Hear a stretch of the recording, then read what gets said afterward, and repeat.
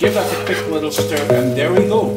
Salmon out of a can, curry with potato to stretch it. Yo, do you know that stove, Uncle Chris? You want that gravy for your roti?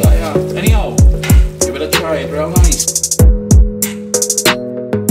Got a nice warm pan, medium heat. I'm gonna go in with 2 tablespoons of olive oil. And you know, we're gonna follow the same sort of principle. If you've watched any of my curry recipes, it's pretty much the same thing. I'm going to turn my heat down to low because I don't want to burn the following ingredients, which are a medium onion. And I love garlic, so I have 6 cloves of garlic that I just smashed with my knife. And I like it spicy, so I'm going in with a whole green Scotch bonnet pepper, seeds and everything. Remember I said I turned the heat down to low, and I'm going to hit in some fresh ground black pepper. As with most of the recipes, well, every recipe I share with you guys, we've talked about this from time to time again, it's all about building that base, that sort of flavor base that we're going to sort of build the entire dish around. That's another quick little stir, and as that happiness, that joy happens in the pot there, I'm going to go in with some cumin seeds or jeera seeds. That's going to waken up everything and give it that lovely earthy sort of flavor. Again, the base flavor that we're trying to develop, and that's going to sort of wet toast or fry in the oil there. It's been about 3 minutes since I added the cumin seeds or jeera seeds to the pot. Here's where I'm going to go in with a tablespoon of Caribbean green seasoning. And Caribbean green seasoning is a puree or a blend, and I keep repeating myself, but you could be new, you've never seen one of my recipes before. I have it here. I do mine, my base is olive oil, and I keep it in the fridge. And it's all the herbs we like using in the Caribbean. We create that lovely paste, and we add it to just about everything that we cook. And besides herbs, there's a ton of garlic in there, what we call seasoning of pimento peppers. If you head over to youtube.com/CaribbeanPot, or you head over to CaribbeanPot.com, you will see that recipe there. Kitchen is smelling lovely after adding that Caribbean green seasoning in there. All those flavors are coming together, and you're wondering where the curry is, and that is my home blend curry powder. Use your favorite curry powder, and my heat is still on low if you're wondering. We're just going to give that a sort of a wet toast for about 4 minutes, just for that all these spices which makes up a good curry powder to bloom and give us that lovely, lovely Caribbean curry vibe you know you came here for, or else you wouldn't be watching the video. You will notice the curry will go a bit darker, the curry powder will go a bit darker, it will start clumping together, it may even go a bit grainy.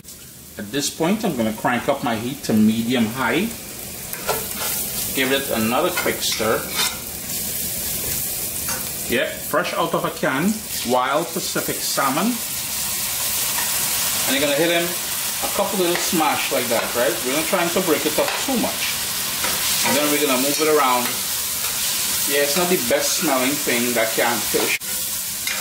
But I'm telling you, the overall flavor of this when it's done.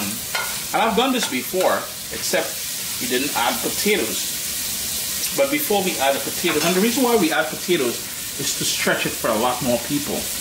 What I like doing is going in with 1 chopped up tomato in there. And that tomato, again, if you watched any of my curry videos, and most of my videos, I always like adding tomato because it brings the acidity, which helps to balance off the flavors. Now, I'm not trying to mash up everything there, but we do have to cook it down, so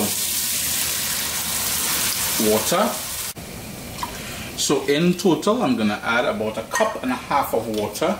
We're going to just give it a little scrape, any sort of fond on the bottom down there. We're trying to release all that niceness down there. We're going to bring this up to a boil. We got that bubble happening now, so we're going to add pre-cooked potatoes to the mix. Yeah, the whole idea is about dunking that potato in there. Now try not to break up the fish too much. I mean, it's most of it we really can't help, but for the most part we just want that below there, and we're going to cook that down until the gravy sort of thickens up and the potato have sucked in all that niceness in there. All you would do is peel the potatoes, and here I have 3 large Yukon Gold potatoes. Peel it, wash it, top it up with water, bring it up to a boil, hit some salt, so yeah, the water is salted, and you just want to cook it all the way through. You will take a sharp paring knife, absolutely no resistance, drain it, and that's it. It's been about 5 minutes. That liquid has reduced considerably, and I know that the residual heat will help to thicken this up. What I would recommend you do is taste it at this point for salt. You notice I didn't add any salt because I find that anything out of a can is usually loaded in sodium, and I'm not implying that. I already boiled the potato in salted water, but again, it's to your own liking. Sup, soldiers?